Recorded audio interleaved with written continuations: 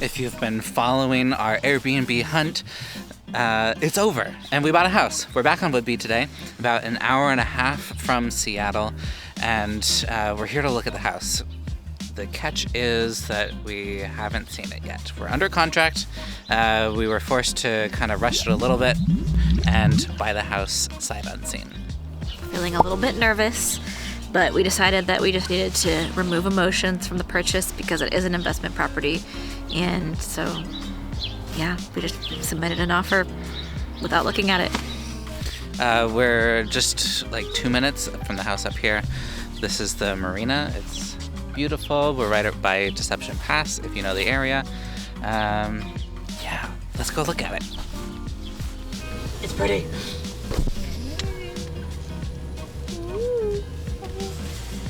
So I love the house so far, but it is like, it's a neighborhood, which I was a little worried about because I don't want the neighbors getting fussy about us having an Airbnb here. But I think that's also fairly common on Whidbey and in a community like this, so.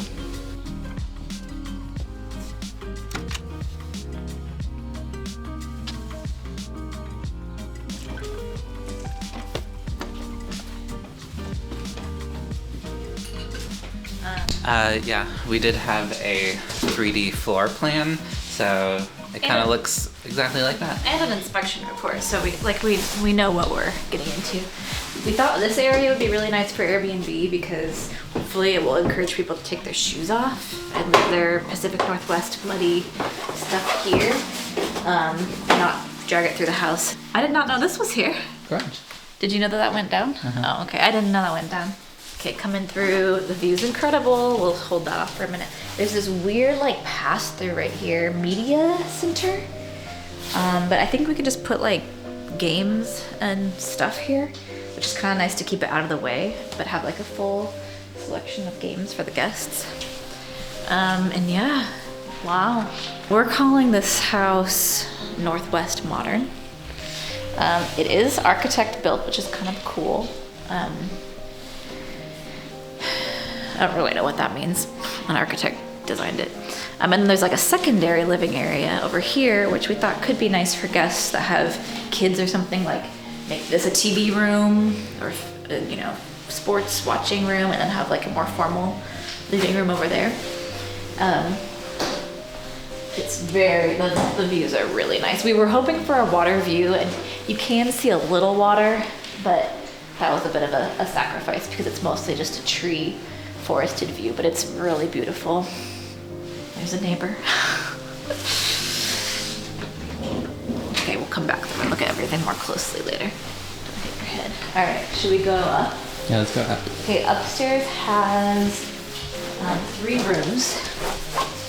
2 official bedrooms and an office, which we will probably use as a bedroom. We were thinking of redoing the floors throughout the whole house because there's a bunch of different kinds of flooring all put together, and we wanted it to be more cohesive. But Alex just pointed out that this carpet's actually in decent shape, so we need to think about that. This landing is huge. Yeah. We could totally sleep somebody here if we had to. Or stage it as like a reading nook. I think we're coming into the office. I guess it's just called an office because there's no closet, but we would use this as a bedroom, I think. The bathroom's in pretty good shape. It's a weird layout. Weird layout with 2 sinks. So I think that this would be like the primary bedroom. It's pretty small, but oh my word. I see water. Okay, there are water views. It's actually a little bit better than I was thinking up here as far as the quality of the view. I'm very happy. I'm very excited. Yay! This is not your room. No. It's not your room. It's mine. No. So the whole house is run off of solar power, which is pretty cool. Probably wouldn't power the house in the winter, but the sellers did say that it sells back energy to the grid in the summer, which is cool. Also, there's a couple cool systems. There's a solar hot water tank.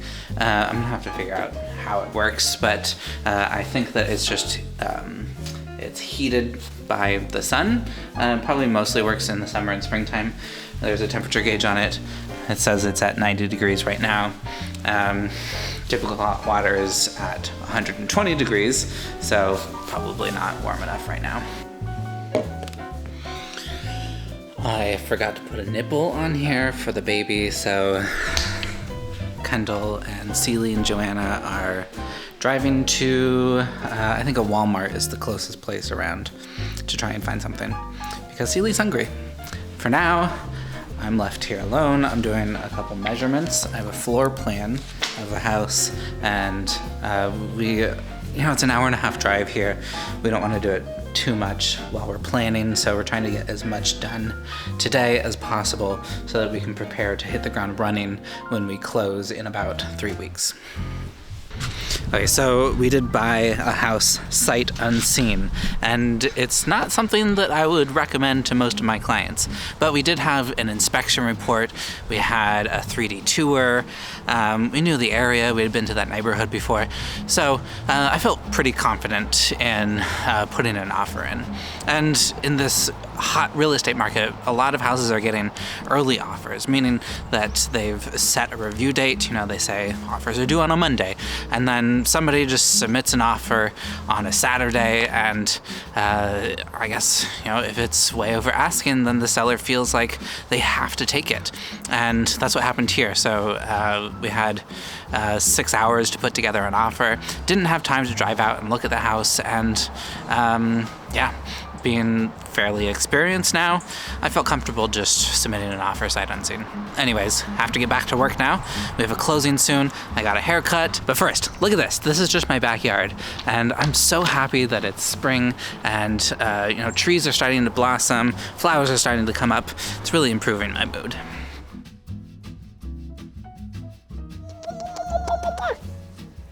We're doing a closing gift. Are you ready? Someone's closing on a house tomorrow in West Seattle, right? Yeah, West Seattle. Okay, let's see what we got. Our closing gifts have gone through quite a few iterations. We've done like the stereotypical realtor, like pie, apple pie. We've done some that, just didn't really feel authentic. So then we pulled it back for a while, and then when we pulled it back, we thought maybe the gift wasn't nice enough, so we're trying to ramp it back up a little bit. So anyways, we've currently landed on Trader Joe's snacks, where I basically walk through Trader Joe's and buy everything that I don't normally allow myself to buy, that I want to buy. And if I feel like I want it, I buy it. And it goes in the little closing box as moving day snacks, which I think is nice.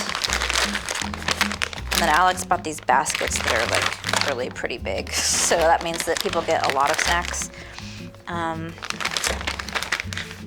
Anyways, we just want to show appreciation for clients who choose to work with us, work with Alex, because it's a really big deal to buy a house, and just it means a lot when people trust us to help them. So we do want this to be nice. Oh, hold on. This was something we did. We thought maybe that the gift looked too much just like groceries. So we just got these little champagne flutes today. Alex, should I leave them in the bubble wrap? I don't want them to break. Sure. So 2 champagne flutes for each, if it's a couple. Actually, even if it's a single person, 2 champagne flutes they can toast with someone. But it's still kind of like our jam, which is not too bougie, but still nice,